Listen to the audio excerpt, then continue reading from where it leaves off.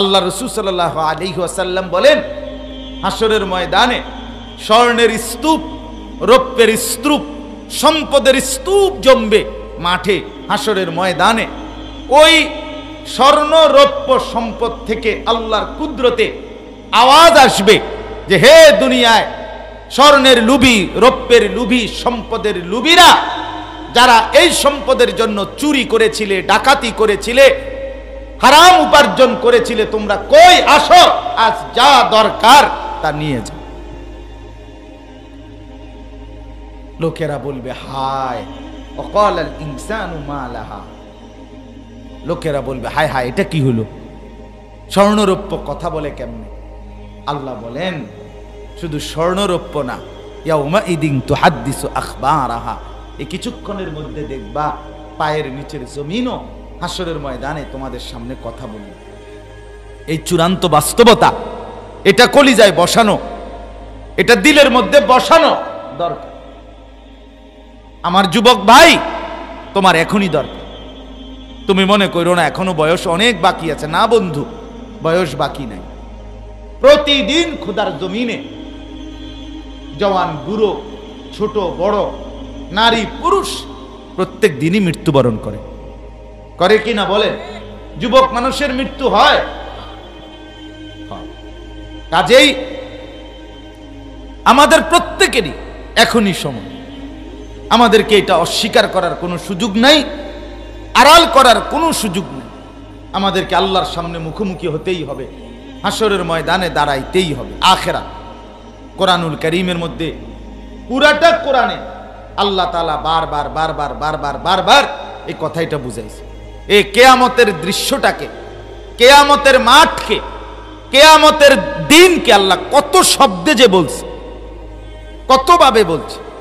কোথাও বলছে আল হাক্কা, কোথাও বলছে আল কারিআ, কোথাও বলছে ইদা ওয়াকাতিল ওয়াকিআ, কোথাও বলছে ইন্না জালজালাতাস সাআ, কোথাও বলছে লা উকসিমু বিয়াউমিল কিয়ামা। এইভাবে বারবার বারবার বারবার আল্লাহ তাআলা বলছে, বান্দা বিশ্বাস করো, এই পৃথিবী পুরাটা আমি সাজিয়েছি, আমি এটা রাখবো না, এটা বানাইছিও আমি, ভাঙবো আমি। ইন্না জাআলনা মা আলাল আরদি জিনাতাল লাহা লিনাবলুয়াহুম আইয়ুহুম আহসানু আমালা। এই যে সূরা কাহফের আয়াত, আল্লাহ বলেন এই গোটা জমিন আমি আল্লাহ তোমাদের জন্য সাজিয়েছি। কেন সাজিয়েছি? পরীক্ষা নেওয়ার জন্য।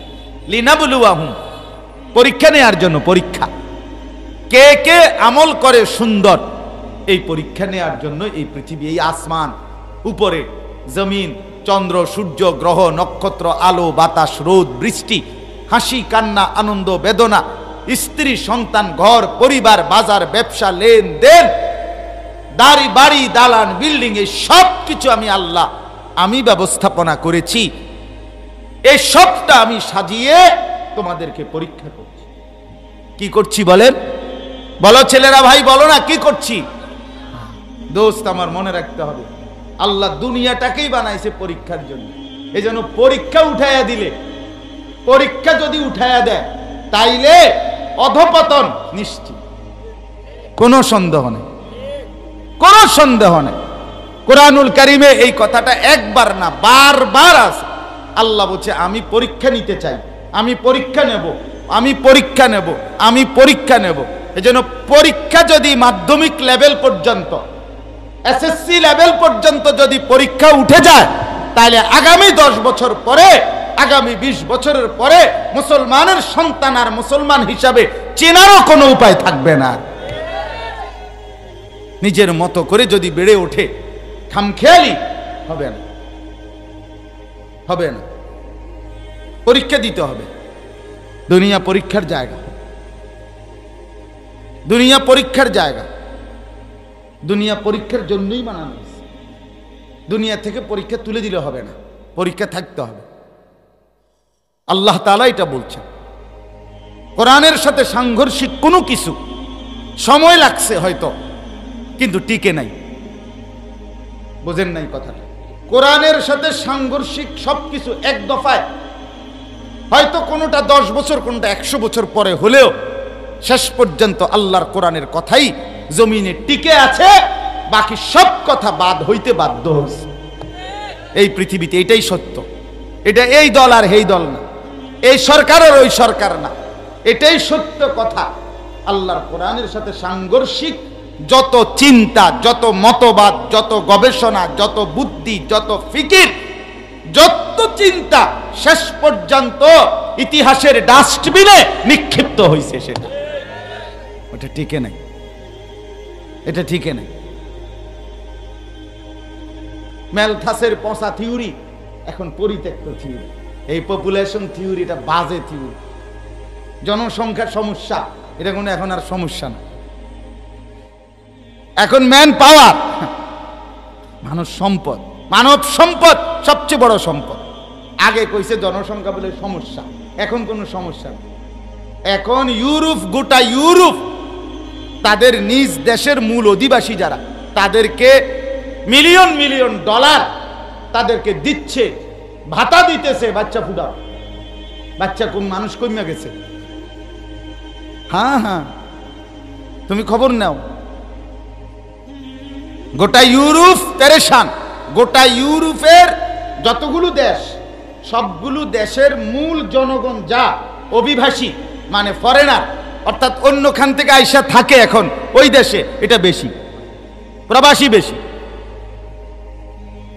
প্রবাসী। এই জন্য ওরা চিন্তিত, ওরা চিন্তিত। এই জন্য নিজ দেশের জনগণকে উৎসাহিত করছে সন্তান বেশি নেওয়ার জন্য, ভাতা দিচ্ছে। তাইলে আল্লাহর সাথে সাংঘর্ষিক যত বিধান আজ কিংবা কাল এটা পরিত্যক্ত হতে বাধ্য। এটা বাদ যাবেই, এটা টিকবে না। কিছুদিন পরীক্ষা নিরীক্ষা চলবে, শেষ পর্যন্ত বলবে আর এটা বুঝে ধরে না, বাধ্য, এটা থুক। যাই হোক, তো আল্লাহ তাআলা বলেন আমি এই দুনিয়া সাজিয়েছি পরীক্ষার জন্য। এরপর আল্লাহ বলেন ইন্না লাজাইলুনা মা আলাইহা সাঈদান জুরুজা। আল্লাহ বলেন অচিরেই আমি আল্লাহ এই সাজানো পৃথিবী একদম গাছপালা তরুলতাহীন মরুভূমি বানায়। একটা পাতা, একটা সুই, একটা খড়কুটা মাটির উপরে থাকবে, মাটির উপরে থাকবে। ইসরাফিল ফু দিবে আর আল্লাহর জমিন কাঁপবে, ভূমিকম্প শুরু হবে। খোদার কসম, তাফসিরে আছে মাটির উপরের শেষ পদার্থটাও, শেষ বস্তুটাও মাটির নিচে ঢুকা পর্যন্ত এই জমিনে ভূমিকম্প চলতেই থাকে। ভূমিকম্প থামবে তখন সবকিছু মাটির নিচে যাবে যখন। এই জন্য দোস্ত, এটাই সত্য। এই সাজানো বাগান আল্লাহর দেওয়া, এই পৃথিবী সবকিছু আল্লাহ। আমরা যে আনন্দে হাসি, হাসি কোনো আমাদের কোনোখানে জমা নাই, আল্লাহ হাসায়। আমরা যে দুঃখে কাঁদি, খোদার কসম আল্লাহ কাঁদায়। বন্ধু আমার, আজ তোমাকে আল্লাহ সুখে রাখছে, এটা আল্লাহর দান, আল্লাহর দান। ওয়া আন্নাহু হুয়া আদহাকা ওয়া আবকা, কোরআনের আয়াত। হুয়া আদহাকা, তিনি আল্লাহ হাসান। হুয়া আদহাকা, তিনি হাসান। ওয়া আবকা, আল্লাহ বলে তিনি আল্লাহ, তিনি কাঁদান। মুখের হাসি আল্লাহর দান, চোখের পানি আল্লাহর দান। হাসলেও আল্লাহ হাসায়, কাঁদলেও কে কাঁদায়? আন-নাফিউ আদ-দার, উভয়টাই আল্লাহ। উপকার করনেওয়ালা আল্লাহ, মুসিবত আর পেরেশানিতে ফেলে যিনি, তিনি আল্লাহ। তিনি আল্লাহ। সুস্থতা দান করে তিনি আল্লাহ, অসুস্থতায় ফেলে তিনি আল্লাহ, তিনি আল্লাহ। এজন্য বন্ধু, আল্লাহ তাআলার ওয়াদা এটা, বান্দা আমি এই জমিন রাখবো না, আমি এই জমিন রাখবো না। অতএব দোস্ত আমার, যে কয়জন ভাই আমরা মনোযোগ দিয়ে শুনতেছি, আমরা প্রত্যেকেই আলাদা আলাদা ভাবে, ইনসাফের সাথে আলাদা আলাদা করে ভাবে। আমিও ভাবি, তুমিও ভাবো, বাবারাও ভাবেন, মায়েরাও ভাবেন, যে আপনি আমি প্রত্যেকে আলাদা ভাবেন। শেষ পর্যন্ত আমার ডানে বামে কেউ থাকবে, আমি একাই, আমি একাই। মাটির উপরে যদি এই পরিমাণ ঠান্ডা লাগে, কবরের মানুষগুলো কি পরিমাণ ঠান্ডায় আছে। আমার বাসার পাশে আমি কয়েকদিন বলছি, গত এক সপ্তাহ আগে এক ছেলে মারা গেছিল, 22-23 বছরের তাগড়া জওয়ান ছেলে, ফুটফুটে সুন্দর, খুব সুন্দর ছেলেটা, বারবার তার চেহারা আমার মনে পড়ে। 22-23 বছর বয়স, চাঁদের মতো চেহারা ছেলেটা, এত সুন্দর। কুমিল্লা ক্যান্টনমেন্টে একটা প্রাইভেট ইউনিভার্সিটিতে পড়তো, সিএনজি অ্যাক্সিডেন্টে মারা গেছে রাত্রে 11:30 বাজে। পরের দিন জোহরের পরে তার জানাজা হয়েছে, আমিও জানাজা পড়ছি আমার একদম বাসার পাশে।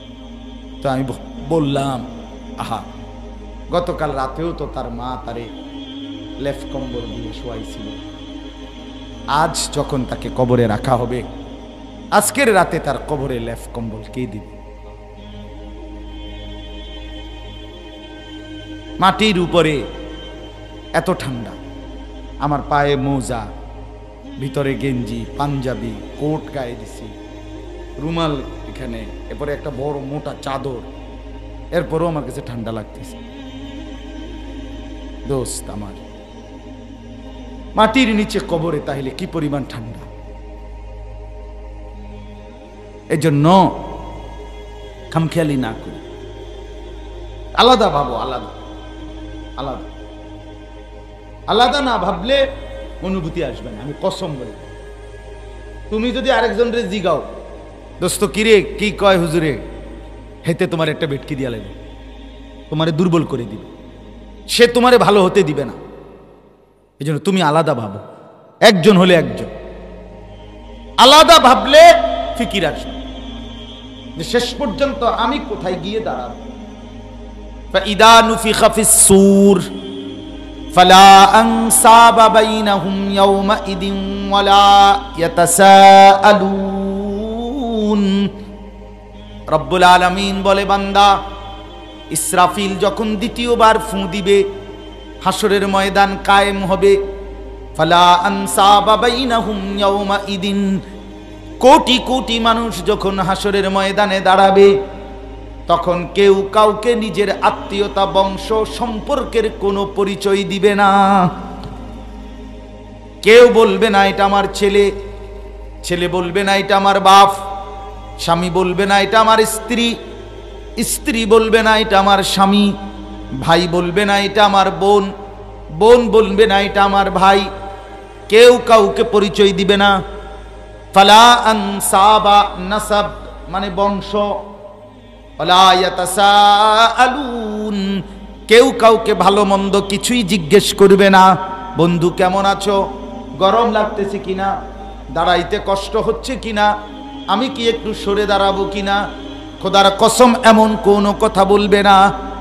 আল্লাহর নবী বলেন, মাউদাউ কাদামিন, প্রত্যেকটা মানুষ পায়ের নিচে যেইটুকু কদম, এদ্দুর কদমে দাঁড়াইবে শুধু।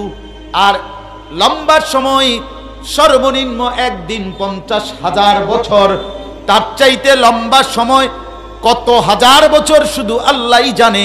এই লম্বা সময় রব্বে কারীমের সামনে হাসরের ময়দানে এই শুধু পায়ের নিচের জায়গাটুকুতেই দাঁড়িয়ে থাকতে হবে। ইয়াউমা ইয়াকুমুন নাসু লিরাব্বিল আলামিন, সব দাঁড়াইতে, মাউদাউ কাদাম, শুধু পাও রাখার জায়গা, ডানে বামে সামনে পিছনে 1 ইঞ্চি নড়াচড়া করার কোনো সুযোগ মিলবে না। মাথার উপরের সূর্য রব্বে করিম বলবে, তোর পুরা তেজ দিয়ে দে। পায়ের নিচের জমিন উত্তপ্ত তামার মতো প্রখর গরম হয়ে কি ভীষণ অবস্থা হবে। আমার জীবনে একবার আমি মক্কা শরীফ আল্লাহর ঘরের ওইখানে তাওয়াফের পরে জুতা হারাইয়া লাইছি, অল্প কদ্দুর দৌড়াইয়া গেছি ওই দোকান পর্যন্ত, মানে মসজিদে হারামের বের হয়ে বারান্দার জায়গাটা শুধু পার হইছি দৌড় দিয়া, এক দৌড়ে গিয়া জুতার দোকানে গেছি, মানে জুতা কিনতে হইব, কারণ জুতা তো নাই, আমার হারাই ফেলছি। এই কদ্দুর জায়গাতে দৌড় দিছি, পাওটা লাগছে যে মাটিটা, আরে নিচে ফ্লোর, আমার মনে হয়েছে যেন আমার পায়ের 2টা তালু এরপরে জ্বলে গেছে। পরবর্তী দিনগুলো খুব কষ্ট পাইছি, এই শুধু 5টা মিনিট শুধু দৌড় দিছি এটুকু। সেদিন বুঝছি হায়, এক জোড়া জুতা নাই পায়ে, কি অবস্থা। এ তো দুনিয়া। বন্ধু আমার, আখেরাতে হাসরের মাঠ কেমন হবে? যদি বলো এটা হবে না, তো সবাই মিলে সিদ্ধান্ত নেই কেন হবে না। তাইলে তো আমিও বাঁচে গেলাম, তুমিও বাঁচে গেল। কিন্তু যদি হয়, আর যদি হবে না কেন? আল্লাহর কথা মৃত্যু, এই কথাটা সবাইকে মৃত্যুবরণ করতে হবে, এই কথাটা কে বলছে? তো এই মৃত্যুবরণ করতেছি নি মানুষ, তো এটা ঠিক হইলে পরেরটি ঠিক হইতো না কেন? কথা বোঝেন নাই? একেবারে চোখের সামনের এই কথাটা আমরা সহজে বুঝি যে মৃত্যু যেহেতু ঠিক হচ্ছে, তো পরবর্তীগুলো ঠিক হবে না কেন? আমি এবারে আমার এই কথায় আসি। হাসরের মাঠ, আল্লাহ তাআলা বলেন সবাইকে উঠানো হবে। ওয়া আখরাজাতিল আরদু আসকালাহা, জমিনের যত কিছু নিচে ছিল সব কিছু ইসরাফিলের দ্বিতীয় ফুঁতে হাসরের ময়দানে দাঁড়াবে, উঠাবে। সমস্ত মানুষ কবর থেকে হাসরের ময়দানে দাঁড়াবে। মাটির নিচে যত সম্পদ ছিল সব কিছু হাসরের ময়দানে উপরে উঠে আসবে। পৃথিবীর সমস্ত স্বর্ণ, রৌপ্য, খনি, যত খনিজ পদার্থ সবকিছু মাটির নিচ থেকে মাটির উপরে উঠে আসবে। স্পষ্ট হাদিস তাফসীরের মধ্যে আছে, তাফসীরে আছে। এই ইসরাফিলের দ্বিতীয় ফুঁতে কিয়ামতের মাঠে মানুষও দাঁড়াবে, মাটির নিচের বাকি সম্পদগুলো উঠে আসবে। সবচেয়ে ভয়ঙ্কর কথা হইল, আল্লাহ রাসূল সাল্লাল্লাহু আলাইহি ওয়াসাল্লাম বলেন, হাসরের ময়দানে স্বর্ণের স্তূপ, রৌপ্যের স্তূপ, সম্পদের স্তূপ জমবে মাঠে হাসরের ময়দানে। ওই স্বর্ণ, রৌপ্য সম্পদ থেকে আল্লাহর কুদরতে আওয়াজ আসবে যে হে দুনিয়ায় স্বর্ণের লুভি, রৌপ্যের লুভি, সম্পদের লুভিরা, যারা এই সম্পদের জন্য চুরি করেছিলে, ডাকাতি করেছিলে, হারাম উপার্জন করেছিলে, তোমরা কই আসো, আজ যা দরকার তা নিয়ে যাও। লোকেরা বলবে হায়, ওয়াকালাল ইনসানু মা লাহা। লোকেরা বলবে হায় হায়, এটা কি হলো? স্বর্ণরৌপ্য কথা বলে কেমনে? আল্লাহ বলেন শুধু স্বর্ণরৌপ্য না, ইয়াউমা ইদিন তুহাদ্দিসু আখবারাহা, এই কিছুক্ষণের মধ্যে দেখবা পায়ের নিচের জমিনও হাসরের ময়দানে তোমাদের সামনে কথা বলবে, কথা বলবে, সব কথা বলবে। কেন? কোন যোগ্যতা? বিআন্না রাব্বাকা আওহা লাহা, তোমার রব আল্লাহই আদেশ করবেন। আর আল্লাহ আদেশ করলে জমিনও কথা বলে, পাহাড়ও কথা বলে, আসমানও কথা বলে। এই জিহ্বাও কথা বলে কার হুকুমে? আল্লাহর হুকুমে। জিহ্বাই কথা বলেন, আল্লাহর হুকুমে কথা বলে। এই জন্য যেই জিহ্বার উপরে হুকুম থাকে সে কথা বলে, যেই জিহ্বার উপরে আল্লাহর হুকুম নাই সেই জিহ্বা থাকার পরেও বোবা। যারা বোবা তাদের জিহ্বা নাই তো না? ওই ভাই বলেন না, যারা কানে শুনে না তাদের এরকম কান নাই তো না? যারা চোখে দেখে না তাদের এমন চোখ নাই তো না? আচ্ছা দোস্ত, আমি আরো একটা কথা বলি। সেদিন আমি এই নির্বাচনের আগের দিনের শুক্রবার রাতে এক জায়গায় একটা মসজিদে, মাসিক ইসলাহি মজলিসে বয়ানে গেছে। ছোট মাগরিব বাদ, মানে বড় মাহফিল বাদ গেছে এমনি আমার মাদ্রাসার কাছাকাছি, নিমসার বাজারের পাশে। তো ওইখানে বয়ানের পরে আমার সাথে একটা ছেলে দেখা করতে আসছে, আরেকজনের হাতে ধইরা, চোখে দেখে না, অন্ধ। আমার কাছে আসছে, আরে আমি তো তাকে দেখে চিনছি, পরিষ্কার দাড়িওয়ালা ছেলে, কত 25 থেকে 28 বছর বয়স হবে। ছেলেটা হাফেজ, দিনদার ছেলে, 5 ওয়াক্ত নামাজ পড়ত। এই নিমসার বাজারে সে নিয়মিত দৈন্যা ফাতা, তারপরে লেবু, এগুলো বিক্রি করত। একেবারে হাসি খুশি জলজ্জান্ত ছেলে। সে আপনার কিছুদিন আগে তার মাথার মধ্যে টিউমার নাকি বলে হয়েছে, ঢাকা অপারেশন করছে। অপারেশন করে যখন হুঁশ আসছে তখন আর চোখে কোথাও, আর চোখে দেখে না, টোটালি দেখে না। আরে আমার চোখে দেখা মানুষ, জলজ্জান্ত মানুষ। সে বলতেছে, একটা আশ্চর্য কথা বলছে যে হুজুর আমি অপারেশন করে হুঁশ ফিরে আসছে, আমি আর চোখে দেখি না এখন। ঠিক তার আমিও চোখ অন্ধ হয়ে গেছে, তার বরাবর 7 দিন পর আমার ছেলে হয়েছে প্রথম সন্তান। আমি যদি আর 7 দিন আগে আমার বাচ্চাটা হইতো, আমি দেখতাম একটা নজর, আমি আর দেখতাম। আমি আর আমার সন্তানটাকে এই 2 নয়নে আর কোনোদিন দেখলাম না। হ্যাঁ দোস্ত, আমি নিজ চোখে দেখছি এসব। এই জন্য বন্ধু, আল্লাহ তাআলার দয়া ছাড়া তুমি টিকে নেই, আল্লাহর দয়ায় টিকে আছো।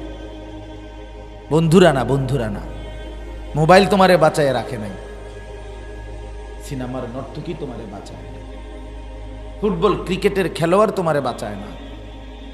কার দেওয়া চোখে এত নগ্ন ছবি দেখো? তোমার আব্বার চোখে এটা? তোমার নেতার চোখ এটা? তুমি বাজার থেকে আনছো এটা? তোমার আল্লাহর দেওয়া। বন্ধু আমি বলে গেলাম, ওই যুবক কিছুদিন আগে এরপরে চেন্নাই গেছে, ইন্ডিয়া, সেখানেও গিয়েছে, কোনো কিছুই হয়নি। তারা বলতেছে আর এই চোখের আলো ফিরবে। এই জন্য আমি অনুরোধ করছি দোস্ত আমার, এই চোখ আল্লাহর দেয়া। আলাম নাজআল লাহু আইনাইন, আল্লাহ কোরআনে বলছে বান্দা জানো আমি কি তোমাকে 2টা চোখ দেই নাই? বলো, বলে না ভাইয়া, সবাই বলেন আলাম নাজআল লাহু আইনাইন। রব্বুল আলামিন বলে আমি কি 2টা চোখ দেই নাই? ওয়া লিসানাও ওয়া শাফাতাইন, একটা জিহ্বা 2টা ঠোঁট আমি কি দেই নাই?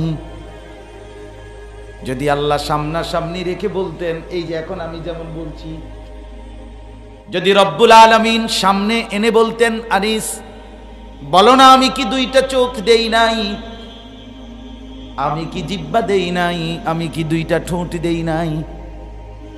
যে চোখ আমি দিলাম বান্দা, রব্বুল আলামিন যদি বলে বান্দা আমার দেয়া চোখে কত কিছু দেখলা, আমি মাওলার কোরআনটা তো একটু দেখলা না, দেখে দেখেও তো পড়তে পারো না, তাহলে এই চোখ কি জন্য দিলাম? এই জবান কেন দিলাম? আমি আমার নামই বলতে পারো না, একটা সূরা পড়তে পারো না, একটা দোয়া পড়তে পারো না, আমার নামই উচ্চারণ করতে পারো না। হায় হায়, আল্লাহ আমাদেরকে বুঝ দান করুন।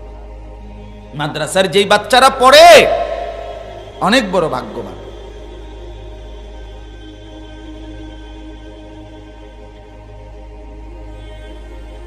এ কারণে অনেক বড় ব্যাপার, অনেক বড় ব্যাপার। এই বাচ্চাগুলো যে দিন শিখে আল্লাহর দেওয়া জবানে আল্লাহর নাম উচ্চারণ। বাচ্চা যখন মাদ্রাসায় কোরআন পড়ে আল্লাহর আরশে আজিম তখন নড়ে ওঠে, নড়ে ওঠে। তো এই জন্য এই আয়াতগুলোর এবার তর্জমা শুনেন। আল্লাহ তাআলা হাসরের ময়দানে আমাদের সবাইকে দাঁড় করাবে, আমাদেরকে দাঁড় হইতেই হবে, দাঁড়াইতেই হবে। এই দাঁড়াইবার পর এই আয়াতগুলো অল্প সময় লাগবে, শুধু অনুবাদ কইলেই ছাড়বো, ব্যাখ্যা লাগবে না, একবার সুন্দর সহজ কথা সবাই বুঝবেন। সবাইকে দাঁড় করাবার পর আল্লাহর পক্ষ থেকে ফেরেশতারা, এই যে এখানে আমরা যেমন বসা, প্রত্যেকের হাতে আমাদের প্রত্যেকের জিন্দেগির আমলনামা আল্লাহ তাআলার পক্ষ থেকে দেয়া হবে, ফেরেশতারা দিবে প্রত্যেকের হাতে হাতে। যার হায়াত যেদ্দুর তার আমলনামা অদ্দুর, অদ্দুর। ওই আমলনামার মধ্যে লিখিত কপির মধ্যে আমার হায়াতের রাত দিন সকাল দুপুর প্রতিটা পলক, খোদার কসম প্রতিটা নিঃশ্বাস একবারে গোনা গোনা হিসাব করা লিখিত থাকে। মা মিন ইমরিইন নাফাসা ইল্লা কুতিবা, রাসূল বলছে তোমাদের প্রতিটা নিঃশ্বাসও লেখা হয়, প্রতিটা নিঃশ্বাস।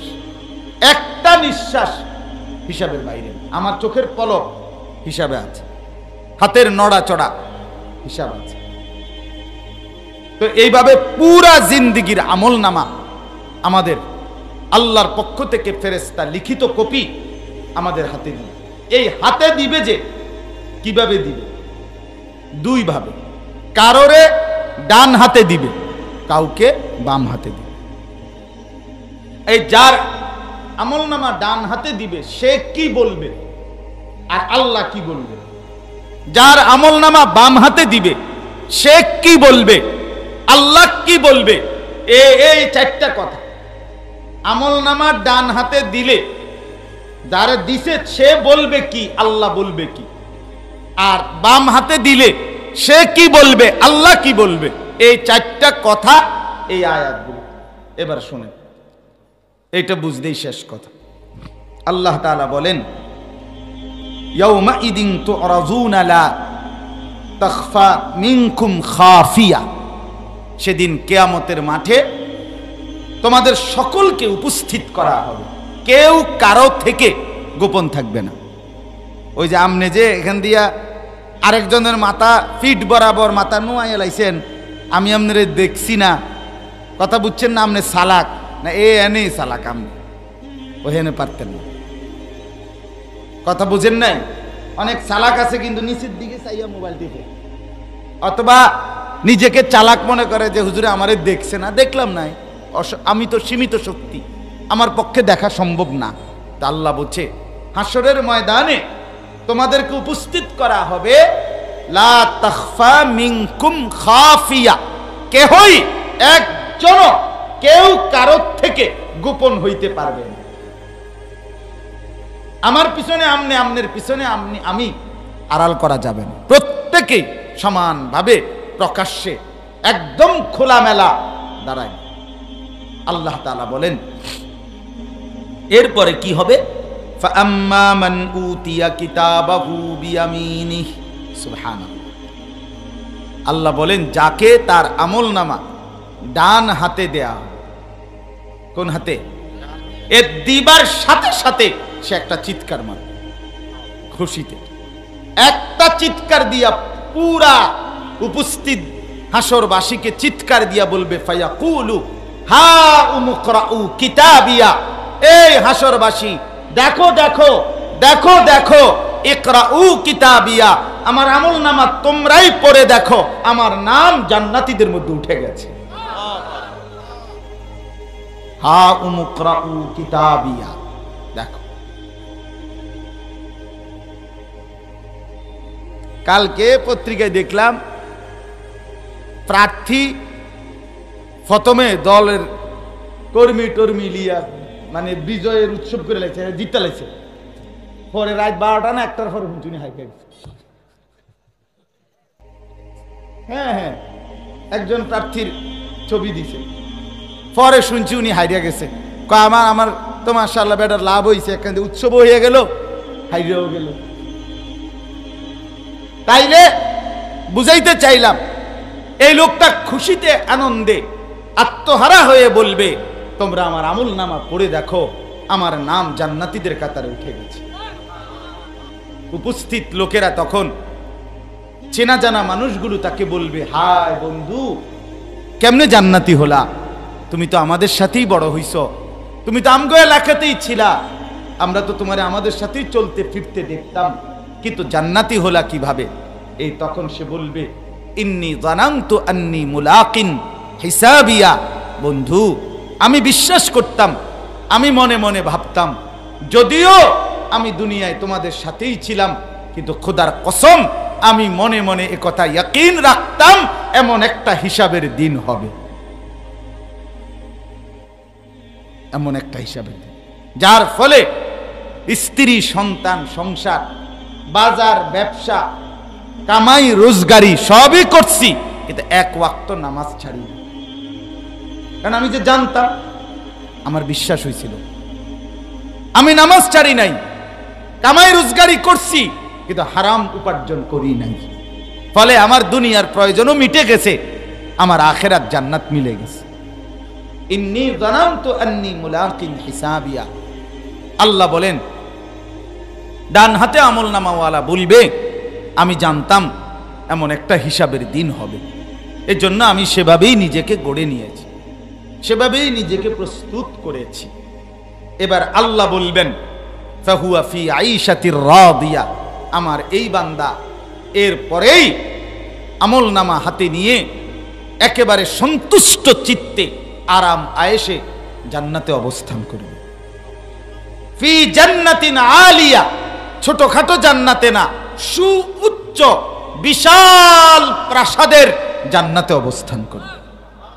কুতুফুহা দানিয়া, আল্লাহ বলে কোটি কোটি ফল জান্নাতের মধ্যে গাছের মধ্যে থাকবে, কিন্তু দুনিয়ার গাছ যেভাবে গোড়া থাকে নিচে, ফল থাকে উপরে, আল্লাহ বলে জান্নাতের সমস্ত ফলের গাছ গোড়া থাকবে উপরে আর ফল থাকবে নিচের দিকে, আমার বান্দার সামনে মুখের কাছে একদম রেডি করা। আল্লাহ বলবেন কুলু ওয়াশরাবু হানিআম বিমা আসলাফতুম ফিল আইয়ামিল খালিয়া, আল্লাহ বলে বান্দা খাও পান করো ধীরে সুস্থে আনন্দ চিত্তে, তুমি যে পেছনের জীবন দুনিয়াতে যেই নেকিগুলো পাঠিয়েছ, যেই আমলগুলো পাঠিয়েছ, যেই সেজদা, যেই নামাজ, যেই হালাল, যেই বন্দেগী, তার বিনিময়ে গুনে গুনে হিসাব করে করে তোমার পেছনের জিন্দেগীর দুনিয়ার জীবনের আমলের বিনিময়ে আজ তুমি জান্নাতের পুরাটা খাও পান করো, ধীরে ধীরে উপভোগ করো। এটা মজার কথা আছে। আমার শায়েখ আরিফ বিল্লাহ হাকিমুন নফস আল্লামা মুফতি মুশতাকুন নবী কাসিমি হযরত একদিন এটা বুঝায় বলছিলেন যে জান্নাতের মধ্যে সমস্ত নিয়ামত জান্নাতীকে যা দেয়া হবে ওইটার মধ্যে লেখা থাকবে, আর রাফাহা লাহুম, সে একদম লিখিত পাবে যে কোন দিনের কোন আমলের বিনিময়ে এই পুরস্কার, এটা আপনি পাইবেন। এই যে সুবহানাল্লাহ এখন কইছেন, আজকের আপনার 9 তারিখ এই সময়ের সুবহানাল্লাহ বলার বিনিময়ে জান্নাতে আপনার জন্য কি মিলল, খোদার কসম এটা আলাদাভাবে সিল মারা আপনাকে দেখান। হ্যাঁ, প্রত্যেকটা সুপার শপ দুনিয়ার মধ্যে বর্তমানে যেগুলো সুপার শপ বড় দোকান শহরে থাকে, ওইগুলোর মধ্যে আধা কেজি, 1 কেজি, 1 পোয়া, 250 গ্রাম সব কিছুই প্যাকেট করা আলাদা আলাদা, এবং এটার উৎপাদনের তারিখ, মেয়াদের তারিখ, দাম সব কিছু এটার মধ্যে লেখা আছে। শুধু একটা ছোট টলি নিয়ে কাস্টমার এটা যদি ঘুরে আর যেটা যেটা তার যেই দামের ভাল লাগে এটার ভিতরে আইনা এরপরে শুধু ক্যাশের সামনে আনলেই হয়, এটা ওরাই মেমো করে দেয়, আপনি বাইরে গেছেন, কোনো ঝামেলা নাই, মুলামুলি ফিডাফিডি কন্যা কন্যা কিচ্ছু নাই। আল্লাহ বলেন আমি জান্নাতে বান্দা আজকের দুনিয়ার প্রত্যেকটা রুকু, সেজদা, নামাজ, জিকির, তেলাওয়াত, দান, সাদাকা, আমার বন্দেগী, গুনাহ বর্জন, কোনটার বিনিময়ে কি দিলাম আমি আলাদা আলাদা করে দেখাবো, আলাদা আলাদা। এই আমনেরে মোট আপনি যা নামাজ পড়ছেন এই মিলে আপেলডি খান না, এর না না না ঠাউয়া না, এটা গুনে গুনে হিসাব করা। আল্লাহ তাআলা আমাদেরকে তৌফিক দান করেন। এবার দ্রুত শুনেন দ্বিতীয় অংশ। এই প্রথম অংশ শেষ। ডান হাতে যার আমল নামা দেয়া হবে সে জান্নাতের সুউচ্চ প্রাসাদে আল্লাহর পক্ষ থেকে নিয়ামতে ভাসতে থাকবে আর উপভোগ করবে। ও আম্মা মান উতিয়া কিতাবাহু বিশিমালি, বন্ধু এইবার শোনেন, আল্লাহ বলেন যার আমল নামা তার বাম হাতে দেয়া হবে। কোন হাতে? এই লোকটাও একটা চিৎকার মারে, নাউযুবিল্লাহ। এই লোকটাও একটা ভীষণ চিৎকার মেরে সে হাসরের মাঠে দৌড়াইতে শুরু করবে আর 5টা কথা বলবে। এই কথাগুলো মনোযোগ দিয়ে শুনেন। 5টা কথা বলবে নাফরমান পাপী, বাম হাতে আমল নামা পেয়ে সে 5টা কথা বলবে। ফায়াকুলু ইয়া লাইতানি লাম উতা কিতাবিয়া, 1 নম্বরে বলবে হায় আমার কপাল মন্দ, আফসোস আমার আমল নামা যদি আমার হাতে না দিত। 2 ওয়ালাম আদরি মা হিসাবিয়া, আফসোস আমি যদি আমার হিসাব না দেখতাম। 3 ইয়া লাইতাহা কানাতিল কাদিয়া, হায় মৃত্যু যদি আমাকে শেষ করে দিত, অর্থাৎ আমি যদি এই মুহূর্তে মরে যেতাম, নিশ্চিহ্ন হয়ে যেতাম, হারিয়ে যেতাম। তাইলে তো আর আমাকে কেউ ধরতো না, ছুঁইতো না, জিজ্ঞাসাও করত। 4 নাম্বার, মা আগনা আন্নি মালিয়া, হায় আমার সারা জিন্দিগির মাল সম্পদ দুনিয়া নিয়ে এই কারাকারি, এর কোনোটাই আমার কোনো উপকারে আসলো না। 5 নাম্বার, হালাকা আন্নি সুলতানিয়া, নাফরমান বলবে হায় আমার বাদশাহী, কর্তৃত্ব, নেতাগিরি, এই অহংকার, দুনিয়ার এই খবরদারি, মাতবরি, এই সব কিছু আজ ধ্বংস হয়ে গেল, কিছুই নেই, কিছুই নাই। কোথায় এমপি, কোথায় মন্ত্রী, কোথায় মেম্বার, কোথায় চেয়ারম্যান, কোথায় সর্দার, কোথায় মাতব্বর, কোথায় রাজাদিরাজ, কোথায় শাহানশাহ, কোথায় বাদশাহ, কেউ নাই, কেউ নাই, কেউ নাই, কিচ্ছুর কোনো পরিচয় নাই। শুধু আমল নামা হাতে এক বান্দা দাঁড়িয়ে আছে, এটাই পরিচয়, এটাই পরিচয়। হালাকা আন্নি সুলতানিয়া, আমার সব শেষ। এই কথাগুলো বলে পাগলের মতো হাসরের ময়দানে দৌড়াবে। আর এই দৌড়ানো অবস্থায় আল্লাহ কি বলবে এবার? এগুলো তো বলবে সে নাফরমান। এই শেষ কথাগুলো আল্লাহ বলবেন ফেরেশতাদেরকে, খুযুহু ফাগুল্লুহ। দোস্ত আমার, আল্লাহ বলবে ফেরেশতাদেরকে, ফেরেশতারা এই নাফরমান বেঈমানকে ধর, খুযুহু, তারে ধর, তারে ধর, তারে ধর, ধর, ধর, ফাগুল্লুহু, শেকল দিয়ে বেঁধে ফেল। কসম আল্লাহর, আমি নিজে তাফসীরে পড়ছি ভাইয়া, এক তো হইল রশি দিয়া বান দেওয়া, উপরে বান দেয়, কিন্তু আপনারা যে ব্যান্ডেজ করে, এটা তো শুধু বান দেয় না, এটা হলো সুই দিয়া গোশত হাড্ডির মধ্যে সেলাই করে, ঠিক না? এটা জানেন তো না? এক কসম আল্লাহর তাফসীরে লিখছে, আল্লাহ যে বলবে তাকে ধর এবং শেকল দিয়ে বেঁধে ফেল, এই বাঁধা উপরে বাঁধা না, বরং ওই ব্যান্ডেজ করে যেরকম গোশত এবং হাড্ডির ভিতরে যেভাবে, ওইভাবে আগুনের শিকল ভিতরে ঢুকাইয়ে ঢুকাইয়ে বাঁধ দেওয়া, এটা তাফসীরে আছে। এবার ফেরেশতা বেঁধে বলবে আল্লাহ এবার কি করব? সুম্মাল জাহিম সাল্লুহ, রব্বুল আলামিন বলবে একটা লাথি মাইরা জাহান্নামে ছুঁড়ে মার, মার লাথি মার, মার লাথি, ত্রাম করে লাথি মার, এক লাথিতে যাতে হাসরের ময়দানে গিয়ে, সুম্মা ফি সিলসিলাতিন যারউহা ৭০ যিরাআন ফাসলুকু, এরপরে জাহান্নামে যখন ফেলে দিবে হাসরের মাঠ থেকে, তখন জাহান্নামের দায়িত্বশীল ফেরেশতাদেরকে আল্লাহ বলবে ৭০টা আগুনের শিকল দিয়ে নাফরমানকে আবার বাঁধ, ৭০ যিরাআন, ৭০টা শিকল দিয়ে আবার বেঁধে ফেল। এবার বাঁধবে, এবার কি করবো আল্লাহ? তো আল্লাহ বলবে ফাসলুকুহু, পুরা জাহান্নামের ভিতরে তারে হেসরা হাঁটা আর সবাইকে দেখা এই সেই বেঈমান যে আল্লাহর জমিনে আল্লাহর নাফরমানি করেছে। শেষ, এই কথা শেষ, সবগুলো আয়াত শেষ বা তরজমা। এবার দোস্ত আমার, বন্ধু আমার, আমিও হিসাব করি, আপনারাও হিসাব করেন, আপনারাও হিসাব করেন। আল্লাহর কোরআন ভুল বলে না, আল্লাহ ভুল বলে না, আখিরাত নিশ্চিত। আমার আপনার পরিণতি বড় জঘন্যই হবে, যেন আল্লাহকে ছেড়ে না দেন, আখিরাত ছেড়ে না দেন। অনেক যুবক ভাই তোমরা এখানে বসছো ভাই, আমার অনুরোধ দোস্ত, তোমাদের অধিকাংশের চেহারাতেই নামাজের চিহ্ন। প্রিয় ভাই আমার, তুমি যদি বলো আমি দাঁড় করাইয়া দেখাইতাম, আমি দাঁড় করাইয়া দেখাইতে পারবো। তোমাদের অনেকের অধিকাংশের চেহারায় নামাজের চিহ্ন। কেমনে তুমি মুসলমান? তোমাদের এই চুল যাদের এলোমেলো বড় বড়, এ তো মুসলমানের চুল না বাপ, এই চুলের সাথে মুসলমানের কোনো সম্পৃক্ততা নেই। তোমার বাবা তো কোনোদিন এই চুল রাখেনি বাপ, তুমি বাপকেও ভুলে গেলা। তোমার দাদা কোনোদিন এই চুল রাখেনি, তোমার বংশের কারো এই চুল নাই। তুমি কোত্থেকে নতুন আমদানি করো? এই জন্তু জানোয়ারের কাটি, এই হাইওয়ানের কাটি। বলো ভাইয়া, দিবা নিশি কতজন নারীর ছবি দেখলে শখ মিটবে, তৃপ্তি মিটবে? দুনিয়া কাউকেই পর্যন্ত তৃপ্ত বানাইছে, তো তোমারে বানাইবে কেন? অতএব দয়া করে বুঝতে শিখি আমরা।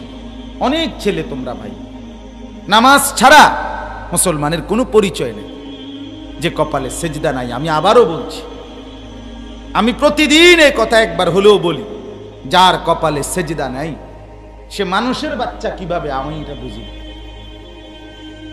মুসলমানের বাচ্চা তো নাই, মানুষের বাচ্চা কেমনে? আমার এটা বুঝে যাবে। কারো বুঝে থাকলে আমার বুঝাই। আমি তো সবসময় এদিকে আসা যাওয়া করি। কেউ যদি কারো কাছে কোনো প্রমাণ থাকে যে না হুজুর এইভাবে তারে বলে মানুষের বাচ্চা, আমার বুঝাই। কোরআন শরীফে তাইলে আল্লাহ তাআলা জানোয়ার কাকে বলছে? যদি এ না হয় কে? ইনহুম ইল্লা কাল আনআম, কে সেটা? আল্লাহ তাআলা চতুষ্প জন্তুর সাথে তুলনা দিলেন কাকে? তাই এজন্য বাপ, যে কপালে সেজদা নাই সে মুসলমানের বাচ্চা কেমনে? মানুষের বাচ্চা কেন? হ্যাঁ, এই ফুর্তির শেষ কোথায়? এই তামাশার শেষ কোথায়? আমরা প্রত্যেকেই বুঝতে শিখি। প্রত্যেকেই নিজের সন্তানকে দিন শেখান, নিজের মেয়েকে দিন শেখান, নিজের জীবনেও দিন শেখান। ছেলেরা, আমি একটা শেষ অনুরোধ করছি বাপ, আমরা কিতাব থেকে বললাম এই জিনা, ব্যভিচার, উলঙ্গ ছবি, নর্তকীর নাচ, নারীর সাথে বিবাহ বহির্ভূত হারাম প্রেম সম্পর্ক, যে কোনো কিছু মনে রাখো বাপ, এটা তুমি তোমার জিন্দিগিতে এটার মাসুল দিতে হবে। তওবা না করে, আল্লাহ যদি মাফ না করে, তওবা যদি না করে, এইটার মাসুল দিতে হবে। এটা বুজুর্গ উলামায়ে কেরামের কথা। ইমাম শাফি রাহমাতুল্লাহ আলাইহি বলছেন, আজ জিনা কারজুন। আমি অনেকদিন বলছি, জিনা, ব্যভিচার, নারীর সাথে অসভ্যতা, এটা করজ, ঋণ, কারজুন, এটা ঋণ, হাওলাত, ঋণ এটা। তিনি বলছে, আল্লাহর বান্দা যদি তওবা না করো, আল্লাহ যদি মাফ না করে, তাহলে তোর পরিবারের কাউকে না কাউকে দিয়ে এর মাসুল দিতে হবে, ফিরাই দিতে হবে, ফিরাই দিতে হবে। তো চিরেই তোমার বিবি, তোমার বোন, তোমার ঘরের কাউকে দিয়ে এটা ফেরত দিতে হবে, ঋণ আদায় হবে। হ্যাঁ, খামখেয়ালি মনে করো না, তামাশা মনে করো না বন্ধু। জিন্দেগি মানুষের বেড়ি চাইতে চাইতে পার হইতো না, জীবন এখানেই না। আমরা প্রত্যেকেই ভাবি চেহারা সুরত এভাবে বিকৃত হবে কেন বাপ? চেহারা এত কালো হলো কেন তোমাদের? শুধুই কেবল সেজদা না থাকার কারণে, নামাজ না পড়ার কারণে। তুমি নামাজ পড়ে দেখো, ইনশাআল্লাহ তোমার চেহারা আলোকিত হবে, চেহারা আলোকিত হবে।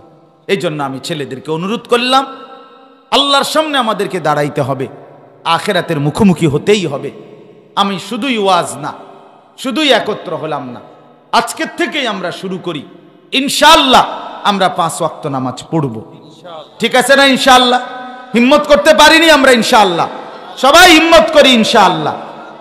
আল্লাহ তৌফিক দান করে, বাপ খামখেয়ালি না করে। এই হাবিবুল্লাহ দারুস সুন্নাহ মাদ্রাসা, আমি সবার কাছে অনুরোধ করি, মাদ্রাসাটাকে ভালোবাসেন। আমাদের আব্দুল কাইয়ুম অনেক ফিকির মানছে, আমার অনেক মহব্বতের।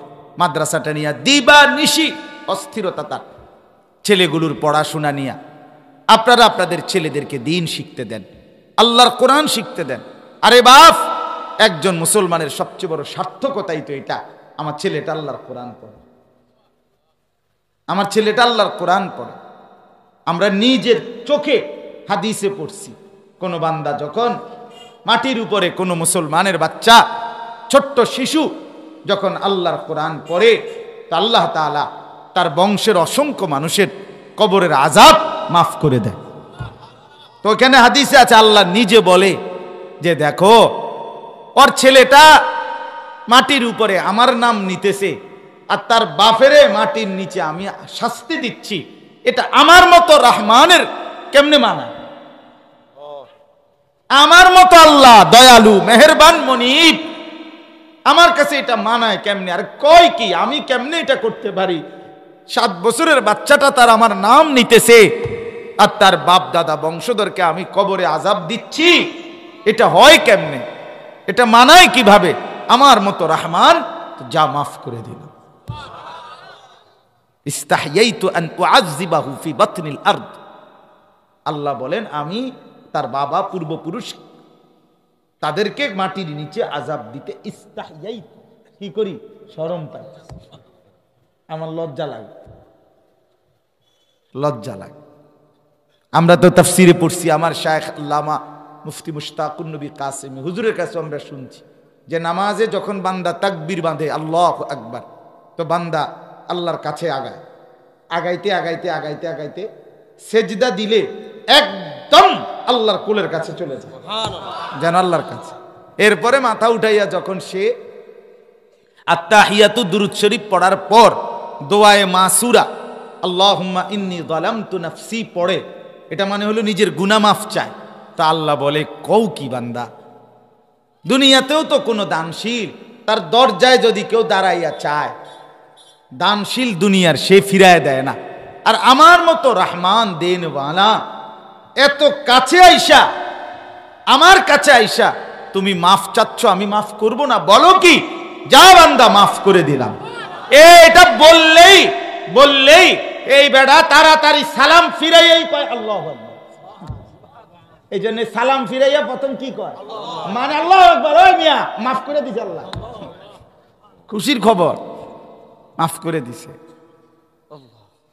আল্লাহু আকবার। এই জন্য আল্লাহু আকবার বলে ওঠে, সালাম ফিরাইয়াই কয়, আর শুনছেন না, মাফ করে দিছে তো আল্লাহ।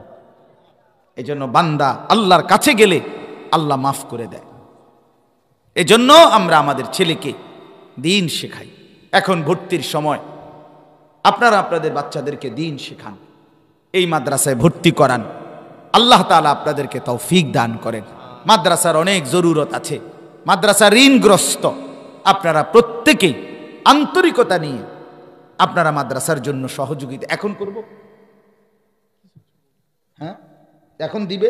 এখন আপনারা যদি এখনই 2টা মিনিট সময় মাদ্রাসার জন্য মেহেরবানি করে, মাদ্রাসায় প্রায় 3-4 লাখ টাকার মতো ঋণ আছে, বিভিন্ন কাজে কর্মে বিভিন্ন খরচে, একটু সময় আপনাদের, আমিও সবাই মিলে আমারও অংশগ্রহণ থাকলাম, আল্লাহ কবুল করেন। এজন্য আমরা প্রত্যেকেই একটু অংশগ্রহণ করি। মাশাআল্লাহ, আমার বাসির ভাই দিছেন 1000 টাকা, আল্লাহ কবুল করে। সবাই একটু মেহেরবানি করে অংশগ্রহণ। কোনো দিকে কেউ যায়েন না, গেলে আর নামাজ পাইতেন না কোথাও। নামাজ এখানেই পড়তে হবে, মসজিদে এখানে মিলাইয়া নামাজ পড়তে হবে। অতএব অন্যদিকে গিয়া নামাজ পাইতেন না। এখন যে চলে যাবেন, আপনি বাইকে যাইতে আছেন এটা বুঝা দেব। এই জন্য অজুর জন্য গেলে আপত্তি নাই, অজু করেন, কিন্তু নামাজের প্রস্তুতি নেবেন। বলেন ইনশাআল্লাহ। আর কেউ বলেন ইনশাআল্লাহ। আর কেউ দিবেন কিনা বলেন মাশাআল্লাহ। আমাদের মাওলানা আরিফ বিল্লাহ ভাই আমার মহব্বতের, উনি 1000 টাকা দিছেন, আল্লাহ কবুল করেন। ওই বাচ্চা দিছে 500 টাকা, আল্লাহ কবুল করেন। মাশাআল্লাহ। এরপরে বলেন ইনশাআল্লাহ। ওইখানে একজন ভাই দাঁড়ায় হাত থেকে নেন। হ্যাঁ, ওই যে দাঁড়াইছে, মাশাআল্লাহ। কে দিল এটা? মাওলানা সব দিছেন। মাহবুব ভাই নাম, নাম আবু ইউসুফ ভাই, 500 টাকা, আল্লাহ। কি নাম? কামাল ভাই 1000 টাকা, আল্লাহ কবুল করেন। মাশাআল্লাহ, হুজুর দিছেন।